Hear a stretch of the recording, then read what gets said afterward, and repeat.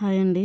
ఈ లెహంగా బ్లౌజ్ అయితే నేను సింపుల్గా ఇలా బ్లౌజ్కి నెక్ ఇలా వీ షేప్ ఇచ్చి కింద కూడా బ్లౌజ్కి వీ కట్ లాగా ఇచ్చానమాట. బ్యాక్ పార్ట్ అయితే ఇలా సింపుల్గా జిప్ పెట్టడానికి అయితే స్టిచ్ చేశాను అనమాట. ఇప్పుడు షోల్డర్స్ అయితే జాయింట్ చేసాను. జాయింట్ చేసిన తర్వాత నేను సైడ్ జాయింట్స్ కూడా లోడింగ్లో వేస్తానండి. అది ఎలాగనేది నెక్స్ట్ వీడియోలో చూపిస్తాను. ఇప్పుడు ఫ్రంట్ పార్ట్ బ్యాక్ పార్ట్ రెండింటికి కూడా ఇలా చిన్న చిన్న టక్స్ అయితే పెట్టేశాను. మనకి ఇలా టక్స్ వేసుకోవడం వల్ల బ్లౌజ్ అనేది చాలా నీట్గా ఉంటుంది. చిన్నపిల్లలకి స్టిచ్ చేసేటప్పుడు వాళ్ళ కంఫర్ట్ బట్టి మనం స్టిచ్చింగ్ అనేది చేయాలి. వాళ్ళకి ఏం స్టిచ్ చేసినా కంఫర్ట్గా ఉండేలాగానే స్టిచ్ చేయాలి.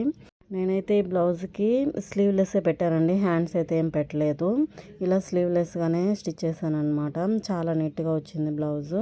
ఇప్పుడు ఈ బ్లౌజ్కి లంగా కోసము ఇలా ఆపోజిట్ కలర్లో అయితే తీసుకున్నాను అనమాట క్లాత్.